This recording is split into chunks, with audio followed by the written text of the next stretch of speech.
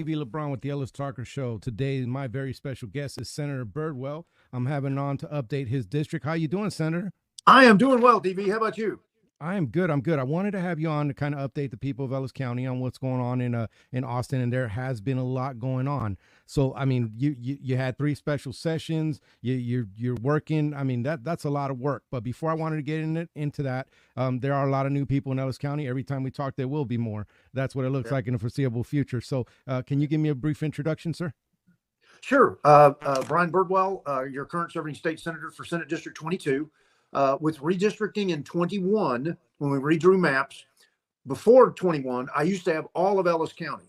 Now in Ellis County, it is divided between myself and Senator Hall, and generally, not exactly, but generally along the lines of everything west of 35W is in my district, with the exception of all of Waxahachie as a city is in my district. So Senator Hall has about 60% of the geography, and I have about 55 to 60% of the population of Ellis County. So I lost all those folks over in Ennis and over at the drag strip between Waxahachie and Ennis. That's now in Senator Hall's district and such. So I've been serving now for 13 years in the state Senate as your state senator. Before that, served as a career military officer, United States Army, and I just turned 62 a couple weeks ago, and doing great, and enjoy the work. And here I am, DB. Well, happy late birthday, Senator. And I didn't get to see you on Veterans Day, so happy Veterans Day for one vet to another. Thank you. You too. So there's a lot going on in Austin. You've had 3 special sessions going on, and there's been a lot of critique about what's going on. But before I get all the way into that, there was something that majorly happened, and because you are in the Rules Committee, you were big time part of that, and that was the impeachment of Ken Paxton. Now, I talked to Senator Bob Hall. I had him on, and he talked about it, and it was kind of still in the middle of it. Now that it's over, can you speak on that and on your role in that? Sure. My job as the Rules Committee was to reach an agreement among all the members, and in fact, when we did the rules package, when we submitted them for consideration, we did not write them and say, "Here, senators, here's what it is." We wrote them and then submitted them to the senators back in June. We had a 2-day caucus of the whole meeting where we debated all the rules, added additional rules, amended rules that we had. And then in August, after I think it was August 5th was the date, DV, that the Paxton team and the prosecutors had to have their pretrial motions. Some of those had already been ruled on by Governor Patrick, but we put together a pretty detailed package of our recommendation. It was not a command, but it is a recommendation to the members that says, here's the defense's argument, here's the prosecution's argument on this motion that was either submitted by the prosecution or submitted by the defense. And then here's our review and analysis of where we think you should be on this. Doesn't mean that every senator agreed with that. That took an immense amount of time as well. There was a lot of historical work on both sides of that. I was very honored to do it, but that was a very big rock in my rucksack that I was carrying for the summer. We go into the impeachment trial, and I don't take exception, because I certainly get thematically when you say something's a waste of time. Look, a trial that leads to a non-conviction may not be a waste of time. I think what the House did in impeaching was not tactically and technically proficient. Was it illegal? No. Was it the way it should be done? 48 hours. I mean, those of us in the Senate had no idea it was coming. But in a 48-hour period, you go from committee hearing, testimony that would functionally be hearsay evidence. Then it goes to the floor. There's some argument and disagreement on the floor. John Smithy from up in the Panhandle makes the argument against doing this because the manner in which they had done it was so haphazard, catch as catch can. Maybe there's some other more descriptive terms, but we won't use them on your show here. But the state constitution requires that the Senate receive the articles of impeachment, and we're compelled to hold the trial. And that's what we did. So in that sense, the state constitution requires that the Senate receive the articles of impeachment, and we're compelled to hold the trial. And that's what we did. So in that sense, it was not a waste, because Ken Paxton got his day in court. Because remember, impeachment is both bodies of the legislature. And even though the House, I thought, took a very poor tact in getting to what they did to send to us, the Senate fulfilled its responsibilities with the rigor that it should have been done. So in that regard, since it is a legislative function, both bodies of the legislature deal with it, it's not a waste of time because Ken Paxton got his day in court. There are some things that should have been done better, as Governor Patrick stated at the end of the trial in his comments for the record afterwards.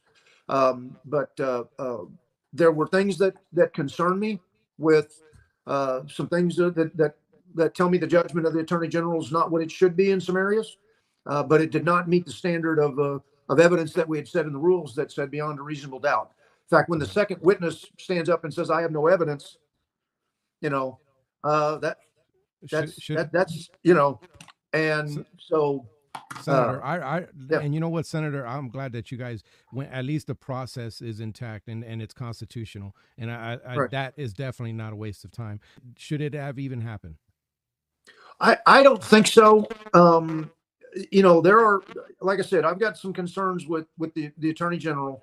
I voted to acquit because the evidence, the evidence did not meet the threshold that we had set. When you're going to potentially remove somebody that's been elected, I've got notes here and I don't want to, it's pretty lengthy, the research that we did related to what was called the prior term doctrine. That exists for statutory officers, not for constitutional officers. Again, that's why I say the Attorney General was not illegally impeached. But we've got to be very careful. If we're going to say that somebody who just got elected can't be impeached, you don't know what you might be endorsing in the way of conduct that you're not aware of at the time you're making your decision at the ballot box in the 2 weeks of early voting prior to that. And ultimately, in the same way that the citizens of the state of Texas elected Ken Paxton, the same citizens of Texas elected the legislature. And remember what Madison, former President Madison, who was at the convention that gave us our Constitution, in Federalist 48, he said, remember, the legislative branch must necessarily predominate. If the people's representatives of the state of Texas think that the person in office is such a threat to the safety and security of the state of Texas, impeachment is that ultimate option. So we've got to be very careful to say we should never impeach anybody that just got elected because you don't know what we don't know what we don't know.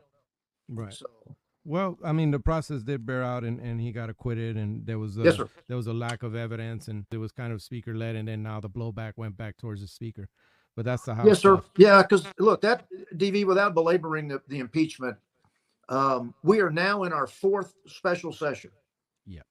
The second one only dealt with property taxes, but all of the specials, the one we're in now, and the first and the third, all have dealt with school choice, teacher pay, things of that nature.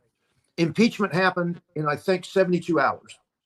We're now in our fourth special session on teacher pay and school choice. So when you want something, you can get it. But there's an old axiom in the Pentagon, DV. When you want it bad, you get it bad. And the manner in which we got impeachment was, I think, very poorly performed. And I haven't had a House member tell me that they disagree with the haste at which it moved. So 4 special sessions that have happened, and it was to address property taxes. What did you do in that one? Sure. The first special was called on it, and then we couldn't get an agreement with the House. If you recall, the House came in first day of special. The Senate meets, begin our process.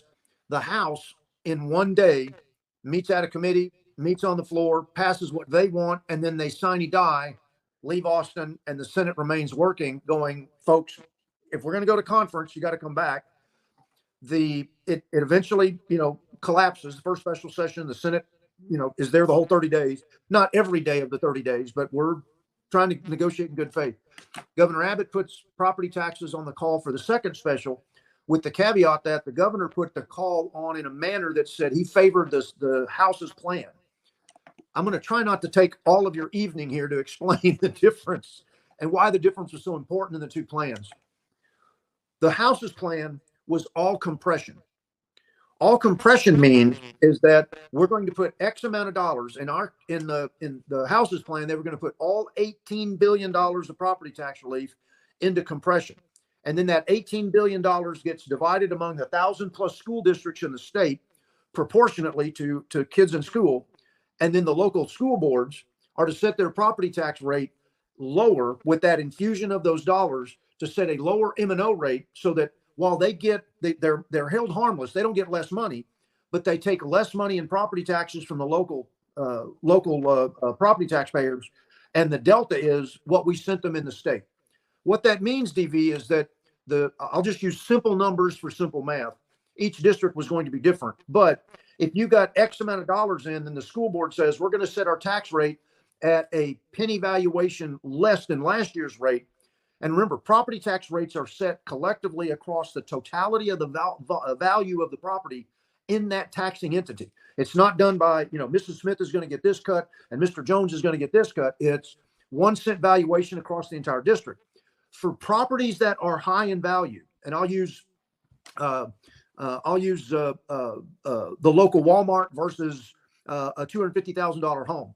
A 1 cent value difference for a $250,000 home will give you a smaller amount of tax reduction than a 1 cent per valuation of the Walmart that's worth $15 or $20 million. So the preponderance of the tax cut is going to go to higher value properties. And we wanted some of that, DV, because in the 2021 session, when we did $4 billion in property tax relief, businesses got none of that. It was all on the homestead exemption side. We knew we needed businesses to get property tax relief. The McDonald's, the Walmart, those businesses are valued at far more than a normal home is.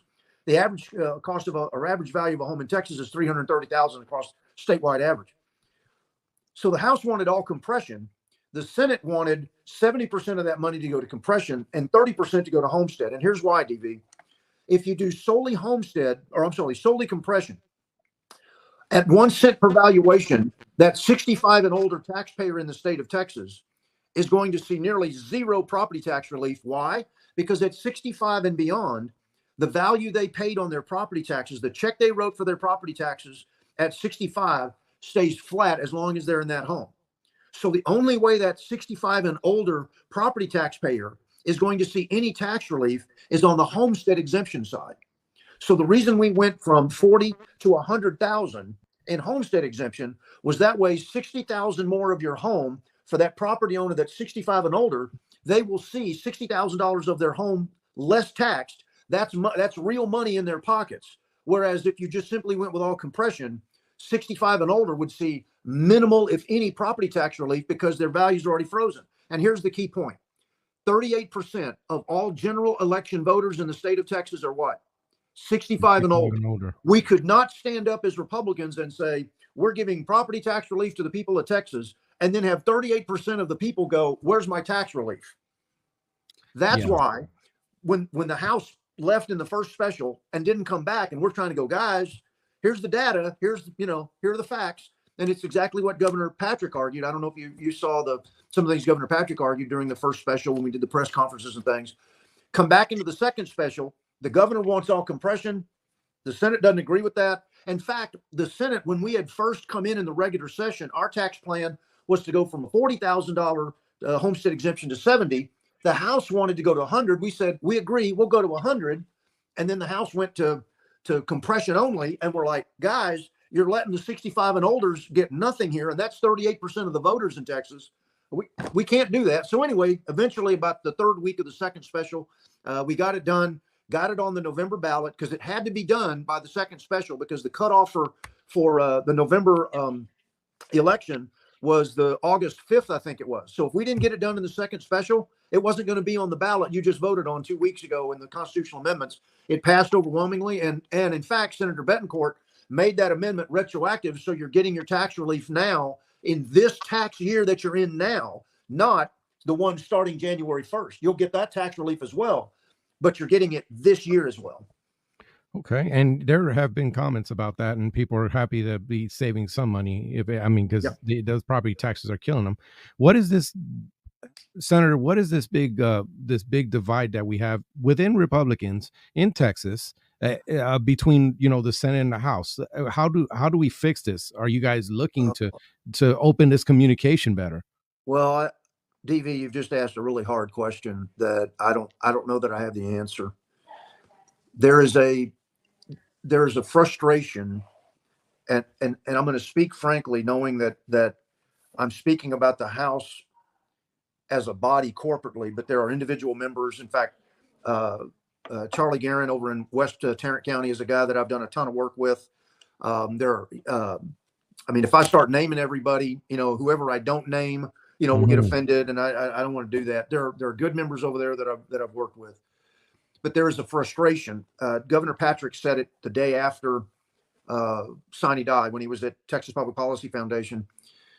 By April 3rd, and remember, the first 60 days is the preclusionary period where we can't pass anything unless 4/5 of the body want to bring it to the floor. And that's on both sides. That is constitutionally directed. And in fact, I had a constitutional amendment that we passed out of the Senate, never got a hearing in the House, that would take that from 60 days to 30 days.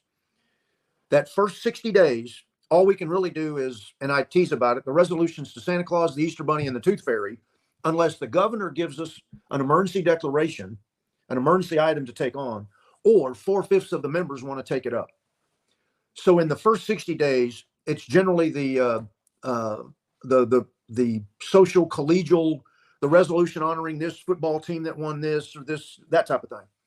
Second 60 days is the meat of the session where the legislature can act as the legislature without the permission of the governor or without a super majority allowing us to work. So that next 60 days is where the bulk of the work gets done. By April 3rd, this was what Governor Patrick said in his review and analysis he did with TPPF. By April 3rd, the Senate had sent 121 bills to the House of Representatives. Now, not all of those are big, giant muscle movements, but many of them are. Many of them are senator priorities and the lieutenant governor's priorities, because we got to get those out so that they're in the House with at least a month and a half left in the session. The Senate had sent 121. The House had sent us 7. And while those 7 aren't all easy, maybe not, they're not all difficult, what it's a reflection of is not the quantity, not the quality of the bill, but it's who's at work getting stuff to the other body. Because once that second 60 days is up, the last 30 days is a race. And that's where the quality of work we do starts to get impacted, because I don't want to be crass here, but the first to 60 days is kind of like being constipated. The second 60 days is regularity, and you can tell what the last 30 days is, DV. Okay, you know the deal. Okay, and it's like in the 21 session, the last 60 days, you go to conference, and that's how we ended up inadvertently lowering fraudulent voting to a misdemeanor. Those kind of mistakes happen when you want it bad, you get it bad. So when you wait till the end of session, and so the frustration is, and kind of like in these specials. We're in our 4th special session. 2 weeks ago, we're on the Senate floor passing for the 7th time school choice, teacher pay, sending it to the House. House doesn't take up our bills. They want it to be their bills. They want it to be a House bill number. They are a bit slower than we are. And then, so they don't even take up what we do. Had they taken up what we had sent them and changed our bills to what they wanted, then we can go to conference immediately. But now when we come back after the Thanksgiving week, what does the Senate have to do? We can't go to conference. We've now got to do the work again in committee with a House bill. Does Senator Creighton change the bill to what the Senate wants? Then we've got to pass it out of the Senate again. So the Senate is basically doing double the work because the House won't take up what we send them. And the normal custom has been whichever body sends the work over first, then that bill is the bill that the body that receives it starts to work with, so you can get to conference immediately. Next week, if we go to education and get the education committee, get it out of committee, get it to the floor, get it off the floor, you've got all the rules related to 24-hour layout, all those things, and then try to go to conference, I suspect that the session will expire before we can get an agreement out of conference committee. So it's that level of frustration. And I'll give you another example. I sent, if you remember, the last time we visited, we talked about, I think, emergency and disaster power work that I've done in the 21 session. It came out of the Senate 30-1, got no hearing in the House whatsoever in the 21 session. This past session, regular session, it got out of the Senate 31-0, got to the House. I think it was April 8th was the day we got it over to the House. And that's 6 weeks before session ends. It did not get a hearing till the week before in committee, the week before the last day for second reading. So it got a hearing with only 7 legislative days. If you work all 7 legislative days, passes out of committee that Tuesday, goes to calendars passes it, schedules it for floor debate on their Friday hearing. They schedule it for floor debate on the last day for second reading, and it's the last bill. Now, when the Democrats are chubbing that late, what's going to happen to the last bill on the major major state calendar. It's going to die when the clock hits midnight because. So, and I'm so going it's to ask that level of frustration, DV, that the senators are dealing with, and I'm gonna ask you straight out. Is it the speaker? Is it Dade Phelan? I believe. well, Is it him? I won't get involved in House politics as to who should be endorsed and who shouldn't be. That's just not a good place for senators to be. Yes, sir. The members have to understand the frustration that their constituents back home, because ultimately, here's what really happens. Here's what that means, and this is not a dig at the governor. When you have a 24-month biennial cycle of a session, and in that 24 months, you're only gathered for 5, and in that 5 months, the first 2 months are only either 4/5 of each body want to take something up, and that is an incredibly high threshold, particularly when we don't have 2/3. 4/5 is an incredibly high threshold, and then so what it really means is that out of 24 months, you've got 3 months where you're not at the command of the governor, because the governor is the guy that can give us what we need if we take up something that he gives us in that first 60 days, or Article 3, Section 41 of the state constitution says he can bring us into special. And in that same article, it says the governor shall designate what he wants on the call, and the legislature may only do what's on that call. So there's only 3 months out of 24 where the legislature can command of its own will and authority to do what of its own will as the legislative branch we want to do. And when you push so many things deep into the session, at some point, the clock expires, and the members either, you can get impeachment in 76 hours, but we can't get the bills to help the state of Texas, the people. So I mean, this thing with school choice, this is a really weird thing for me, Mr. Birdwell, or Senator, because I always assumed that as a Republican we were there for school choice, and as somebody who has seen some really bad inner city schools growing up, I would have loved to have had a chance to go to a school that was better than what the school that was offered, the one that I had to go to. And so for me, that would have been quite a lifeline. And for many kids, it is. What's that disconnect there, and what's going to get done with school choice and teacher pay? Because teachers need help. Teacher pay was part of the bill that did pass last week that the House sent their bill to us. It won't have difficulty in the state Senate, but it means we're having to do it twice because we did it at the beginning of session. And now, what you said earlier, right? It'll have to go to committee because if 2 ships are passing in the night, and neither body works on the other's work. So what ends up happening, the Senate's trying to, we're going to try to move it, but we end up doing twice the work, and when you've got only 31 senators doing twice the work, we're exhausted. Okay. But now to answer your question, DV, I'm sorry. It's all good. It's okay. I'm sorry. So I want to give you truth in lending on the battlefield as it is. And I say battlefield euphemistically. I don't want people to think we're actually shooting at anybody. But sir, I know exactly what you're saying. I know you're fellow veterans. So, so the Senate, we have voted for school choice, because ultimately, here's how I look at the customer relationship. When I take my Ford F-150 to my local Ford dealer, when that mechanic does the service on that truck, is the truck the customer, or am I the customer? I'm the customer. The mechanic in this example is the equivalent of the teacher, the expert that is providing the commodity called an education, giving attention to my child, but I'm the customer. The child is receiving the tactical talents of that teacher, but the school district has to earn my support because I'm the parent and I'm the one that's going to make the decision as to what's best for my child. Just because I buy a Ford F-150 doesn't mean that now that, and again, it gets to the ownership aspect, not that we own children, but you are the steward. They are God's gift to parents. When I buy a Ford F-150, does my Ford dealer have the monopoly on service of my truck? Or can I go to Christian Brothers, my local Christian Brothers here? Can I go to Firestone? Can I go to, pick a various different, I have different choices. That's the best example. It may not be exactly parallel, but it's pretty close. That's the best example of how we view school choice.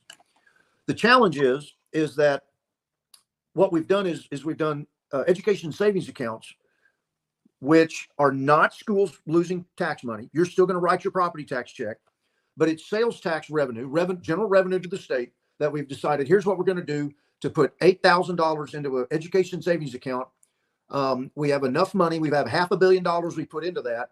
That's 62,500 kids through a statewide lottery system can have that ESA. It's universal in the sense that everybody can universally apply to the lottery, but it's not universal in the sense that we have enough money in the state budget to allow 6 million kids to choose something else. That would require $48 billion, which is 2.5 times the size of the property tax cut. Yeah. So there's no way to do that financially. I mean, when we say we're putting $5 billion at the border, that's a lot of money. Oh yeah, I want to talk about that too. Yeah, this is almost $10 billion, or 10 times more to do school choice universally than what we're putting into the border. And it's 2.5 times more of what we're doing with property taxes. So in those rural districts, look, I do not believe that school choice is going to impact the rural districts the way they fear it is going to be impacted. I don't believe that. But because in the rural districts, who's the largest employer in the county? I live here in Hood County. Who's the largest employer? Granbury ISD. Yeah. In Ellis County, now, I would think there's, hospitals that are big employers that, but I think probably speaking, Waxahachie School District is probably the biggest employer in Ellis County. And when you take the school districts, Midlothian, Italy, I mean, I can, Red Oak, I can start rattling them all off. All those employees that are being told this is a terrible idea, though not every school teacher is against school choice. When you look at that voting population, that percentage of voter that's a school choice voter versus a loyalty to school district voter in a district that's made up of 4 counties, where all 4 counties, the most populous, the largest employer is all those school employees. That is a very difficult political calculation. If you were going to say, Birdwell, we want you to vote, my largest employer in my district is Baylor University. If I carried a bill or voted for a bill that was going to take Baylor's as a private university ability to make decisions for themselves away, what would be my political calculus of how's this going to affect me? Now, on the Senate side, I've got 12 counties and Baylor's in one of those counties. In a House of Representatives district, I may have 4 or 5 counties. That's a different calculus. When I've got 1 million constituents, but the state rep's got 200,000, that's a very different calculation. Okay. So that's the challenge these the rural district members have. So last question on schools. Sure. What do you see the end game being, and what do you see the teachers getting? Well, I think the teachers are going to get their pay raise. The House did put an amendment in they put something in their bill that's different than ours. So we're either going to have to just go with that. And I haven't evaluated it yet. My team's going to do that when we come back in, next week. But if we have to change the bill, send it back to them, go to conference, the will is there to do for teachers what we've been doing for the last regular and now in the 4th special. The question is, will we have enough time to get it done, or will the special session expire if we can't reach a conference committee agreement? So the teachers are going to get their pay at some point. The question is, when you say, what's the end game? I really don't know, DV, because the governor said, he'll keep calling us back. And look, I'm going to say something here. The governor is the governor, not just of my state, but he's also the senior person in my party. As an individual citizen, he is my governor. But as the state senator, the people of my district are my boss. The governor's not my commanding general. So the House members that are look, I want them to vote for school choice because I think that's the best policy outcome. But I get why they're concerned with it. I've just laid out that mathematics to you. But I also appreciate the fact that they're not prepared to just simply do what the governor says he wants. Okay. Because the governor's got to understand that the executive branch is not the commander of the legislative branch. Right. And so I'm not sure how this ends. Okay. I think, as it relates to school choice, if the governor brings us back for another session, as he said he would, I think 2.5 weeks ago, we're going to be back for a 5th solely on school choice. Wow. Now, does he call it after New Year's? Does he call it when this one expires somewhere around December 7th? I think it's the 8th, actually, and then you've got the holiday, does he want, I'll be honest with you, the Senate's getting tired of coming back. I can't speak for all my fellow senators, but we're tired of coming back, voting, doing the work twice, coming back again, voting, doing the work twice. I mean, not that it's a district question, but Senator Springer's announced he's not coming back. He made it clear that in his line of work as a personal financial services guy, like I said, we've spent more time in the Senate gathered than what the U.S. House of Representatives has. He can't run his business that way. He said, Brian, financially, I can't do this. Right. And, so the Senate's frustrated with the amount of coming back and coming back and coming back and coming back. Oh, wow. And then when you throw impeachment into that, we're in our fifth special, it was because impeachment, so yeah. DV, I'm sorry. No, I see that frustration. And, here's the thing that the people that watch, they get to see what's going on up there, because this is the stuff that they don't hear. And this is kind of why I have this show. Well, hopefully I'm helping you meet that mission. Oh, thank you. Thank you, sir.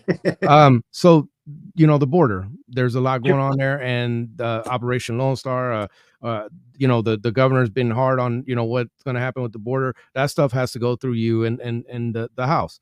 What's going on with that? What was passed? What's not passed? What do you see happening? That is a lengthy explanation given what has happened in the last 2 weeks, DV. I don't know if you want me to go compress it.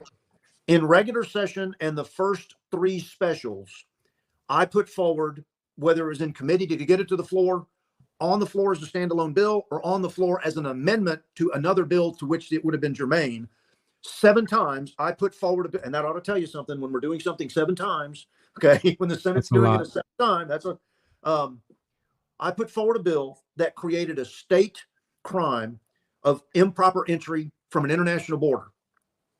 What happened 2 weeks ago is because now that we're in election season and the messaging is we've got to pass the strongest border bill possible, the House sent us a bill that I believe is flagrantly unconstitutional because it now requires and allows state law enforcement officials to deport and remove individuals from this country. Yeah, that is in violation of Article 1, Section 8, Clause 4. And it's in violation of the 10th Amendment. Remember, the 10th Amendment says what the federal government has not been expressly given authority for, the states have.